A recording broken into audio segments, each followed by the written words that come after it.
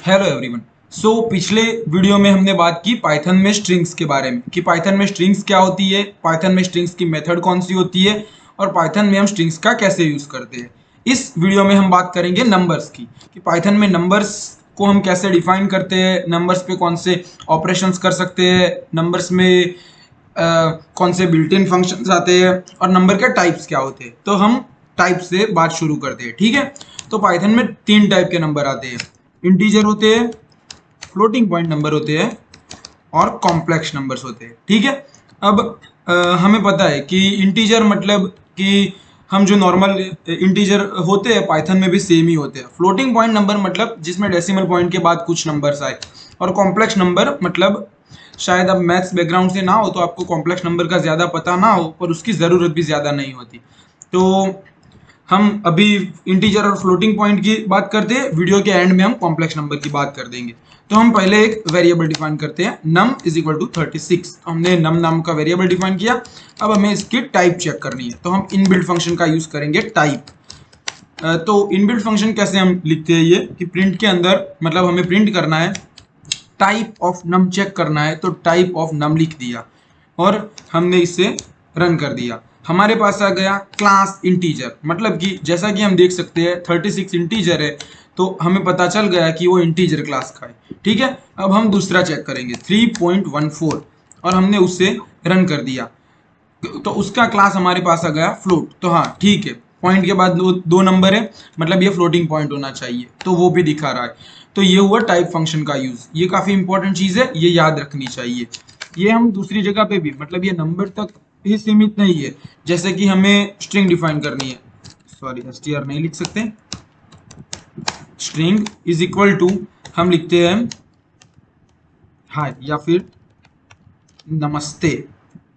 हमने नमस्ते लिख दिया और हमने यहाँ से स्ट्रिंग वेरिएबल को पास करवाया, तो हमारे पास आ गया कि इसका क्लास स्ट्रिंग है। मतलब ये सिर्फ नंबर्स के लिए नहीं, ये स्ट्रिंग्स और दूसरे टाइप्स के लिए भी यूज हो सकता है, ठीक है। तो ये तो कर ली हमने इंटीजर के लिए टाइप की बात। अब हम बात करेंगे कि जैसे कि हमारे पास कोई भी नंबर है, जैसे कि से 25, हमें अब 25 को डेसिमल के बाद 2 पॉइंट तक प्रिंट करना है, तो हम कैसे करेंगे। तो उसकी मेथड है, हम प्रिंट स्टेटमेंट तो यूज करेंगे ही क्योंकि हमें प्रिंट करना है। उसके बाद हम सिंगल या डबल कोई भी क्वोट ले सकते हैं, मैं डबल क्वोट ले रहा हूँ। अब मुझे प्रिंट करवाना है number is equal to something, मतलब मुझे प्रिंट करवाना है नंबर इज इक्वल टू 25.00। तो मैंने लिखा नंबर इज इक्वल टू। अब ये एक इंपॉर्टेंट सिंटेक्स है, हम करली ब्रेसिस के अंदर ऐसे 2f लिख देंगे, ठीक है। और फिर हमने जैसे कि सीखा स्ट्रिंग में हम डॉट फॉर्मेट का यूज करेंगे। अब हमारे पास डॉट फॉर्मेट में से एज यूजुअल स्ट्रिंग की तरह ही नंबर वेरिएबल पास कर देंगे। हमने सेव किया और कोड रन किया, हमारे पास आ गया नंबर इज इक्वल टू 25.00। अब यहाँ नोट करने वाली चीज ये है कि हमारे पास 25 ही था, पर हमने ये सिंटेक्स यूज किया तो इसने कंप्यूटर को बताया कि पॉइंट के बाद हमें 2 नंबर तक चाहिए, तो इसने 25.00 प्रिंट किया। तो ये काफ़ी इंपॉर्टेंट मेथड है। तो अब हम बात करेंगे कि पाइथन में नंबर्स के लिए कौन से इंपॉर्टेंट बिल्ट इन फंक्शंस आते हैं। तो हम यहाँ दो फंक्शंस की बात करेंगे, एब्सोल्यूट और राउंड, ठीक है। तो हमने जैसे नंबर लिया -11, अब मुझे इसकी एब्सोल्यूट वैल्यू प्रिंट करनी है, तो हमें पता है कि प्रिंट करना है तो प्रिंट तो लिखना ही है। फिर एबीएस एब्सोल्यूट इनबिल्ट फंक्शन को मैंने कॉल करवाया और उसमें से नंबर वेरिएबल मतलब नम वेरिएबल मैंने पास कर दिया। जैसे ही मैंने इसे रन किया, हमारे पास वैल्यू -11 थी, पर आंसर 11 आ गया, जो कि इसकी एब्सोल्यूट वैल्यू है। अब एब्सोल्यूट फंक्शन कॉम्प्लेक्स नंबर में भी यूज होता है, वो हम आगे देख लेंगे, ठीक है। अब हम जैसे कि हम फिर से हमारा फेवरेट पाई वाला नंबर ले लेते हैं 3.14। अब हमें इस नंबर को राउंड ऑफ करना है, तो हम एब्सोल्यूट की जगह बिल्ट इन फंक्शन राउंड का यूज करेंगे। सेव करके जैसे ही हमने रन किया, हमारे पास आ गया 3। तो हमें पता है कि 3.14 की एब्सोल्यूट वैल्यू 3 है, तो हाँ ये मेथड ठीक है। पर अगर आप कहेंगे कि जैसे आपको डेसिमल के बाद 1 पॉइंट तक आपको राउंड ऑफ करवाना है, तो क्या करेंगे, तो हम राउंड में दूसरा आर्ग्यूमेंट पास कर देंगे, कॉमा करके 1, मतलब डेसिमल के बाद 1 तक। इसे सेव करके हमने रन किया तो हमारे पास आ गया 3.1। तो डेसिमल के बाद एक पॉइंट तक हमने 1 पॉइंट तक हमने उससे प्रिंट करवाया। तो ठीक है, ये आप आगे यूज कर सकते हैं। अब हम नंबर्स की बात कर रहे हैं, तो अरिथमेटिक ऑपरेशंस की बात तो होनी ही है। तो ठीक है, पाइथन में सारे अरिथमेटिक ऑपरेशंस हम परफॉर्म कर सकते हैं। जैसे कि 10 + 5 मैंने सेव करके रन कर दिया, हमारे पास 15 आ गया। ठीक है, हम करेंगे 10 - 5, इसे भी रन कर दिया, आ गया 5। ये वैसे बहुत बेसिक चीज़ें है, पर मैं एक बार आपको दिखा देता हूँ ताकि आपको एक कंफर्मेशन मिल जाए कि हाँ पाइथन मैथ्स में अच्छे से काम करता है। तो ये मल्टीप्लिकेशन भी आ गया।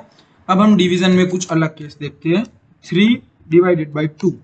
ठीक है, हमने जैसे इसे रन किया हमारे पास आ गया 1.5, जो कि सही आंसर है, पर ये फ्लोट में आंसर है। अब कई बार हो सकता है कि आपको ये राउंड ऑफ करके आंसर चाहिए, मतलब सिर्फ इंटीजर पार्ट चाहिए, तो आप क्या करेंगे, फ्लोर डिवीजन करेंगे। उसके लिए दूसरा डिवाइड का साइन डाल देंगे। अब दूसरे डिवाइड के साइन का मतलब है कि यहाँ फ्लोर डिवीजन ऑपरेशन परफॉर्म करना है, ये हम पाइथन को बता रहे हैं। तो हमने इसे सेव किया और जैसे ही रन किया हमारे पास 1 आ रहा है। 1 का क्या मतलब है कि हाँ 1.5 था, उसे राउंड ऑफ करके इसने 1 कर दिया। तो ये हो गया फ्लोर डिवीजन। उसके अलावा प्रोग्रामिंग में एक काफ़ी इंपॉर्टेंट अरिथमेटिक ऑपरेशंस आता है जिसका हम नॉर्मल यूज़ तो कम ही करते हैं, वो होता है रिमाइंडर निकालना। तो 5 और परसेंटेज का साइन लिखेंगे हम। तो जैसे ही हम 5/3 करेंगे हमें पता है कि हमारे पास रिमाइंडर 2 आना चाहिए, तो पाइथन ने भी हमें 2 निकाल के दे दिया। तो इस तरह से हम पाइथन में रिमाइंडर निकाल सकते हैं। और अब बात करेंगे हम एक और इम्पोर्टेंट अरिथमेटिक ऑपरेशंस की, जो है एक्सपोनेंट। जैसे कि मुझे निकालना है 5⁻², मतलब 5⁻², मतलब कि 5 का स्क्वायर। तो हम ऐसे 2 बार मल्टीप्लिकेशन का साइन कर देंगे जिसे हम एक्सपोनेंट कहेंगे। ठीक है, और इसे जैसे हमने रन किया हमें पता है 5 की स्क्वायर मतलब 25 आना चाहिए। तो यहाँ हम देख सकते हैं कि 25 आंसर प्रिंट हो गया। ठीक है, तो अब बात करेंगे ऑर्डर ऑफ ऑपरेशन की। ऑर्डर ऑफ ऑपरेशन का मतलब क्या है कि कोई भी मैथमेटिकल ऑपरेशन कौन से ऑर्डर में परफॉर्म होता है। तो उसके लिए हम एक ऑपरेशन लेते हैं 2 × 3 + 5। अब हमें पता है कि इस ऑपरेशन में पहले मल्टीप्लाई होना है, मतलब कि 2 × 3 का आएगा, कमेंट ही कर देते हैं, 6 आएगा और +5 हो जाएगा, which is equal to 11 answer आना चाहिए। ठीक है, तो जैसे ही हमने इसे रन किया, हाँ हमारे पास 11 आंसर आ रहा है। तो सही है कि पाइथन भी ऑर्डर ऑफ ऑपरेशन फॉलो कर रहा है। अब हम देखेंगे कि हमने ब्रैकेट्स लगा दिए 3 + 5 के आसपास। अब हमें पता है कि आंसर चेंज हो जाएगा। अब आंसर क्या आना चाहिए, 2 और पहले 3 + 5 ऑपरेशन होगा तो 8 इज इक्वल टू 16 आना चाहिए। ठीक है, तो जैसे ही हमने रन किया ये, तो हाँ यहाँ भी 16 आ गया। मतलब पाइथन में हम नॉर्मली यूज जो भी करते हैं वो सारे ऑर्डर ऑफ ऑपरेशंस का यूज होता है। अब हम बात करेंगे असाइनमेंट ऑपरेटर की। असाइनमेंट ऑपरेटर आप बहुत बार देख चुके हैं, जो है equal to a is equal to हमने लिखा जैसे कि 19 और b is equal to a लिख दिया हमने। अब हम प्रिंट क्या करने वाले हैं, बी। देखिए हमने बी को डायरेक्टली वैल्यू नहीं दी है, हमने बी को ए की वैल्यू यहाँ इक्वल से असाइन की है और हम इसे रन करेंगे तो हमारे पास बी की वैल्यू भी 19 आ गई। तो इसका मतलब इसमें एक बहुत इंपॉर्टेंट चीज़ है कि पाइथन या फिर प्रोग्रामिंग में इस साइन का मतलब इक्वल टू, मतलब इक्वालिटी के लिए नहीं होता, पर ये हमारे लिए असाइनमेंट ऑपरेटर है, इससे हम किसी को वैल्यू असाइन करते हैं। ठीक है, अब हम दूसरी कुछ चीज़ें दिखेंगे। जैसे कि हमें पता है कि हमें जैसे ए 19 है और ए को हमें 20 करना है, तो ए इज इक्वल टू ए + 1 कर देंगे और फिर हम इस ए को प्रिंट कर देंगे। ठीक है, तो देखो हमारे पास 20 आ गया। तो अगर आप प्रॉपर मैथ बैकग्राउंड से है तो आपको ऑकवर्ड लगेगा कि ए इज इक्वल टू ए + 1 कैसे हुआ, पर मैंने जैसे कि बताया ये इक्वल टू साइन नहीं है, ये असाइनमेंट ऑपरेटर है। तो प्रोग्रामिंग में हम ए इज इक्वल टू ए + 1 कर सकते हैं। दूसरी इसकी मेथड है ए इज इक्वल टू ए + 1 करने की जगह पे ऐसा कर दो ए + इक्वल टू 1 और हमने कर दिया इसे रन, तो भी 20 आ गया। तो ये दूसरी मेथड है। अब अगर आप किसी दूसरी प्रोग्रामिंग बैकग्राउंड से है, मतलब आपने सी वगैरह कर रखी है, तो आपको A++ के बारे में पता होगा। तो मैं आपको बता दूं कि A++ या A-, पाइथन में वर्क नहीं करता। पाइथन में A+ इज इक्वल टू 1 ही करना होता है। जैसे कि हम छोटी वैल्यू ले रहे तो आप ऐसे ही कैलकुलेट कर पाओ कंफर्म करने के लिए आंसर। तो हम करेंगे a is equal to a cross 2, ठीक है। तो हमारे पास आ गया आंसर 10 कि 5 क्रॉस 2 इज इक्वल टू 10। अब उसे भी हम जैसे हमने प्लस लिखा था वैसे ही कर सकते हैं कि हम लिखेंगे a मल्टीप्लाई इक्वल टू 2, तो इसमें भी हमें आंसर सेम मिल जाएगा। अभी ये चीज हम किसी भी ऑपरेशन के लिए कर सकते हैं। a माइनस इक्वल टू 2 करेंगे तो हमारे पास आंसर आ गया 3, और ऐसे ये सभी ऑपरेशंस के लिए काम करेगा। मैं एक्सपोनेंट के लिए भी आपको करके दिखा देता हूँ, ठीक है। बाकी के सारे ऑपरेशंस में हम नहीं करेंगे। तो हम जैसे हमने a इज इक्वल टू 5 लिया है, अब हम लिखेंगे इस तरह से एज एक्सपेक्टेड, हमारे पास आंसर आ गया 25, ठीक है। तो ये हमने कर ली असाइनमेंट्स की बात। अब हम बात करेंगे इक्वालिटी ऑपरेटर की। जैसा कि हमने बताया कि इक्वालिटी ऑपरेटर के लिए हम डबल इक्वल टू का यूज करते हैं। अब इक्वालिटी ऑपरेटर का ज्यादा यूज आपको इफ एल्स मतलब कि कंट्रोल फ्लो वाले हम पार्ट पढ़ेंगे तब ज्यादा समझ आएगा। पर मैं एक करके दिखा देता हूँ कि a इज इक्वल टू हमने 15 लिखा और फिर हम चेक कर रहे हैं कि इफ a इक्वल टू 15 तो हमने प्रिंट करना है यस। यस ऐसे मैं रैंडम वर्ड ले रहा हूँ, इसका कुछ लॉजिक नहीं है वैसे, सॉरी। आई थिंक हाँ अब सही, हाँ तो यस प्रिंट हो गया। तो इसने कैसे चेक किया, देखो अब यहाँ यस आंसर आया, मतलब हाँ कि a 15 है। तो इक्वल टू चेक करने के लिए हम डबल इक्वल टू का यूज करेंगे, और नॉट इक्वल टू के लिए हम एक्सक्लेमेशन मार्क और उसके बाद इक्वल टू ऐसे साइन का यूज करेंगे, ठीक है। इस तरह से हम पाइथन में, एक सेकंड मैं ब्लॉक निकाल देता हूँ शायद आपको कंफ्यूज करे, ग्रेटर देन, लेस देन, फिर हम जो भी मैथ्स में साइन यूज करते हैं उन सबका यूज इसमें भी कर सकते हैं। तो ठीक है, और लॉजिकल ऑपरेटर्स का भी पाइथन में यूज होता है, एंड और नॉट, पर उसकी अभी रिक्वायरमेंट नहीं है। पर फिर भी ठीक है, मैं एक बार दिखाई देता हूँ। a इज इक्वल टू 15 लिख दिया मैंने, b इज इक्वल टू से 20 लिख दिया मैंने, c is equal to b 15 ही लिख देता हूँ, और d इज इक्वल टू क्या लिखेंगे, ठीक है 13 लिख देते हैं, ठीक है। हमने d इज इक्वल टू यहाँ 30 लिख दिया। अब हम चेक करेंगे कि if a equal to c and b equal to d, print ये फिर से वो मिस्टेक हो जाती है अभी, एल्स प्रिंट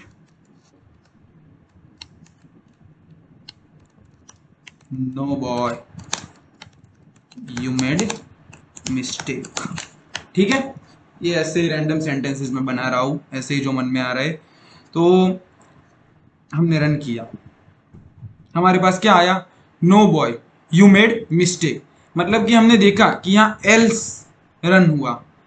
तो ये कैसे हुआ, तो a is equal to C, A is equal to C है, हाँ है, पर क्या b is equal to D है, नहीं, b is equal to D नहीं है, b और d की वैल्यू अलग है। पर हम यहाँ पे और यूज करते हैं, ठीक है, और ऑपरेटर का। तो और ऑपरेटर को रन करते हैं, हमारे पास ये आ गया, क्यों, क्योंकि और ऑपरेटर में दोनों में से एक कंडीशन ट्रू होने पर भी वो ए ब्लॉक में चला जाएगा, पर एंड ऑपरेटर में वो दोनों कंडीशन चेक करेगा कि अगर दोनों सही है तो ही ब्लॉक में जाएगा, वरना एल्स में चला जाएगा, ठीक है। तो इस तरह से हम चेक कर सकते हैं। नॉट ऑपरेटर भी आता है इसी तरह से। अब नॉट ऑपरेटर नहीं, उसकी ज्यादा रिक्वायरमेंट नहीं है। हम अब लास्ट में बात करते हैं कॉम्प्लेक्स नंबर की। तो कॉम्प्लेक्स नंबर को हम कैसे डिफाइन करते हैं, अगर आप मैथ बैकग्राउंड के नहीं है तो शायद आपको नहीं पता होगा कि कॉम्प्लेक्स नंबर क्या होता है। तो मैं बेसिक ओवरव्यू दे देता हूँ, ठीक है। तो कॉम्प्लेक्स नंबर क्या होता है, हमारे पास रियल नंबर जो होते हैं वो सारे हम रियल लाइन पे लिखते हैं। पर जैसे कि हम बात करें कि स्क्वायर रूट ऑफ -1, अब हमें पता है कि -1 का स्क्वायर रूट नहीं निकल सकता, मतलब ऐसा कोई नंबर एग्जिस्ट नहीं करता, तो हम उसे आई से डिफाइन कर देते हैं। और फिर उसी तरह से हम 2i, मतलब square root of negative one को हमने 2i लिखा, फिर 3i, ऐसे करके हम पूरा लिख सकते हैं। उसके लिए आर्गन प्लेन वगैरह होता है उसे दिखाने के लिए, पर अभी ये मैथ्स का क्लास नहीं है तो हम उसकी बात नहीं करेंगे। पर हाँ, कॉम्प्लेक्स नंबर का हम पाइथन में यूज़ कर सकते हैं। तो हमने जैसे एक रैंडम वेरिएबल ले लिया, हाँ रैंडम नहीं है क्योंकि मैंने इसका नाम COMP ही किया है। अब हमें जैसे कि 9, हमें पता है कि हम नॉर्मली कॉम्प्लेक्स नंबर लिखते हैं उसे a प्लस बी आई के फॉर्म में लिखते हैं, ठीक है। बट फॉर पाइथन, अगर पाइथन को हमें समझाना है तो हमें a प्लस बी जे के फॉर्म में लिखना पड़ेगा, ठीक है। तो ये मैंने आपको कमेंट से समझाया, कमेंट का ये यूज हो गया कि हम जो रेगुलरली कर रहे हैं। तो जैसे कि ठीक है, लिखते हैं 3 प्लस 4j, तो ये हमारे पास कॉम्प्लेक्स नंबर आ गया। अब आप कहोगे कि आपने कह दिया तो हम कैसे मान ले, तो ठीक है, टाइप प्रिंट करवा देते हैं। प्रिंट बिल्ट इन फंक्शन हमने इसी लेक्चर में सीखा, टाइप उसका यूज करते हुए, ठीक है। और हमने ये रन कर दिया। क्लास कॉम्प्लेक्स, मतलब इसे समझ आ गया कि ये कॉम्प्लेक्स नंबर है, तो कॉम्प्लेक्स हो गया। अब हम टाइप निकाल के दूसरे 2 इनबिल्ट मेथड सीख लेते हैं। जैसे कि हमें पता है कि इसका रियल पार्ट क्या है 3 और इमेजिनरी पार्ट क्या है 4, तो हम कॉम्प्लेक्स नंबर का रियल पार्ट प्रिंट करवाएंगे COMP डॉट रियल। हमने रन किया, हमारे पास 3.0 आ गया, एक डेसिमल पॉइंट आ रहा है, ठीक है। और हमें इमेजिनरी पार्ट देखना है, तो उसके लिए IMAG, ये याद रखना कि IMAG लिखना होता है। तो हमारे पास 4.0 आ गया, ओके। तो इस तरह से हम कॉम्प्लेक्स नंबर के रियल और इमेजिनरी पार्ट निकाल सकते हैं। हम दूसरा एक कॉम्प्लेक्स नंबर COMP2 ले लेते हैं, 3 माइनस 4j लिख देते हैं, ठीक है। अब हम कॉम्प्लेक्स नंबर फर्स्ट को 1 कर देते हैं, अच्छा रहेगा, वरना फिर बोलोगे ट्यूटोरियल में भी ध्यान नहीं देगा। COMP1 प्लस COMP2,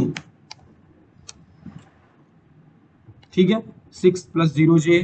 तो कॉम्प्लेक्स नंबर के जो भी प्लस माइनस मल्टीप्लाई डिवाइड सारे ऑपरेशन हम कर सकते हैं। और जैसे कि हमने बात की थी, अब 1 है तो फिर से हम 1 निकाल देते हैं कि एब्सोल्यूट का इसमें यूज होता है। तो जितने भी लोगों को कॉम्प्लेक्स नंबर का नॉलेज होगा उन्हें पता होगा कि 3 प्लस 4j की वैल्यू, एब्सोल्यूट वैल्यू 5 आती है। क्यों?